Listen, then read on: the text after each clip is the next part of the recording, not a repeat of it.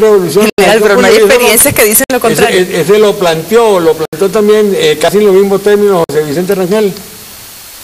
Tú tienes que mejorar la eficacia de la gestión pública. ¿Qué significa eficacia? Cumplir propósitos. Y cumplir propósitos al menor costo posible. Entonces, cuando tú ves que no estás cumpliendo propósitos y estás gastando recursos que son casi insustituibles, tú estás conduciendo una gestión pública ineficaz. Y la gestión pública es una gestión que se conduce mediante técnicas. No se hace al voleo, como diría la gente del sur. ¿Usted le ha dicho esto al presidente recientemente? No, yo no tenía oportunidad de hablar con el presidente. Yo la vía de comunicarme con él ha sido normalmente a través de tu programa. En Venezolana Televisión.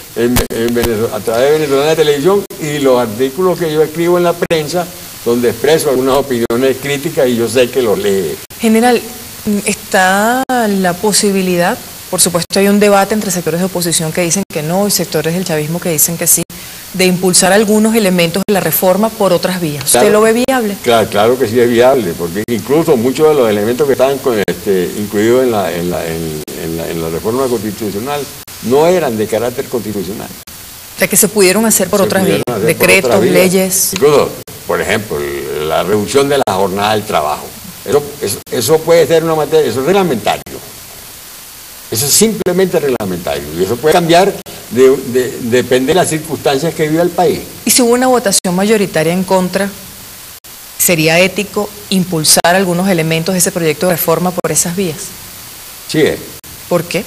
Porque si no hubo una sección mayoritaria en contra, porque no se expresó la mayoría de los electores. 40 y tanto por ciento, 42, 43% no se expresaron. Entonces fueron dos minorías que quedaron pareja. O sea, dos minorías pareja. La mayoría no se expresó. La mayoría no se expresó. Entonces el gobierno tiene toda la libertad de impulsar las acciones administrativas que crea conveniente para mejorar la calidad de la vida de los venezolanos. Y por ejemplo, una gestión como la reducción del horario de trabajo le mejora la calidad de la vida de los venezolanos, indiscutiblemente. Una gestión que incluya la seguridad social de todos los venezolanos, incluyendo los trabajadores por cuenta propia, es algo que mejora la calidad de la vida de los venezolanos. Y eso para eso meterlo en la Constitución, hacer de la Constitución un instrumento reglamentario. Eso puede perfectamente meterse incluso como un reglamento de la... ¿Qué otros elementos del proyecto de reforma podrían ser trabajados así? Lo único que a mi juicio no es reglamentario el proyecto de reforma o legal, que se podría hacer por la vía legal, es la cuestión de la reelección continua del presidente. Eso sí tiene que ser hecho mediante una reforma constitucional. Eso sí tiene que ser hecho mediante una reforma constitucional. Y como yo digo, es una cosa que en otros países se practica, especialmente en Europa. Las elecciones son continuas hasta que la gente diga que no. Se solicitan votos de confianza, se llaman a nuevas elecciones, etc. Y se eligen. Aquí hay el mecanismo del referéndum revocatorio, ¿no?, de mandato. De manera que la elección continua no es un problema, como lo han hecho ver, y no es la intención de que un señor se eternice en el poder, porque tampoco el que ejerce la presidencia tiene el poder, chica. ¿Y quién lo tiene? Si no lo tiene el que ejerce la presidencia. La clase hegemónica de la sociedad, chica. ¿Y esa clase hegemónica no ha cambiado? No, sí cambió. Evidentemente la clase hegemónica de la sociedad hoy en día son los sectores populares que representan la mayoría de los venezolanos. Evidentemente que hubo un cambio, esa fue la revolución. Esa fue la revolución. Se cambió la clase que detentaba el poder por otra.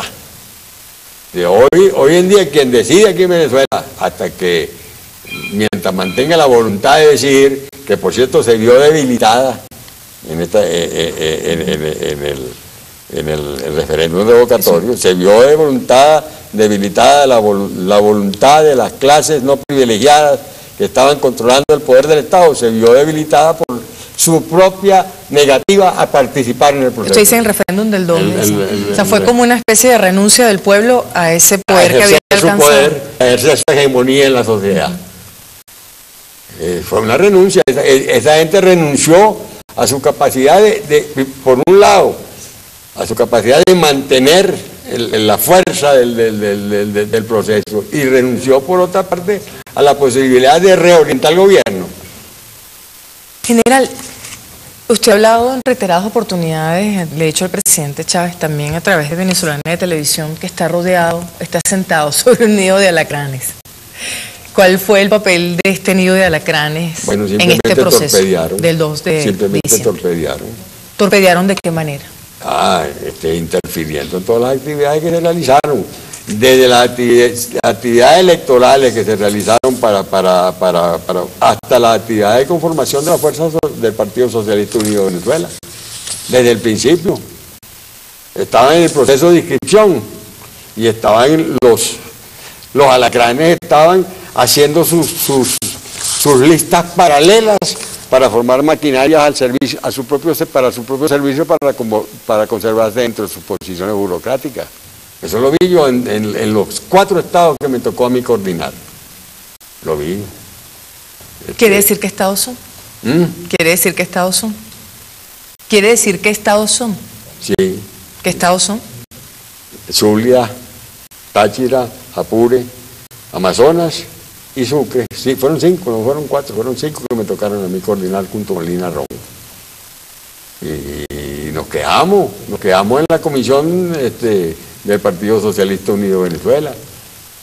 Y yo aproveché mi solicitud de baja frente a esas circunstancias, mi solicitud de baja de servicio activo en las Fuerzas Armadas, a la cual me había reenganchado el presidente Chávez, sí, para también renunciar por esa circunstancia a ser miembro de la comisión promotora del Partido Socialista Unido de Venezuela, porque eso estaba viciado. O sea, que el nido de alacranes continúa, a pesar de que usted le ha insistido al presidente Chávez en que... Y poco a poco se van mostrando su careta, poco a poco lo van mostrando. ¿Por ejemplo? Bueno, pasó el caso Baduel. ¿Usted cuando hablaba del nido de alacranes se refería al general Baduel? Que estaba ella, mucho más. Ahora, yo no suelo, yo hago política, no hago chisme. No, por favor, general. Entonces yo no suelo, por eso usted es muy respetado también. Yo no suelo señalar personas, porque yo no descalifico personas. Esa idea de saltar la talanquera, esa idea incluso contraria a la dignidad humana. Porque los hombres no somos rebaños que nos encierran en corrales. Entonces no tenemos necesidad de saltar cercas. Los hombres tenemos un mundo ancho y ajeno y obramos de acuerdo a nuestras percepciones. Entonces tú, en un momento determinado, puedes que no coincidas con las posiciones y no te pueden calificar de que saltó la talanquera. Tus aspiraciones son legítimas en todo momento, y cualquiera de ellas sean, siempre y cuando no constituyan un atentado contra la vida.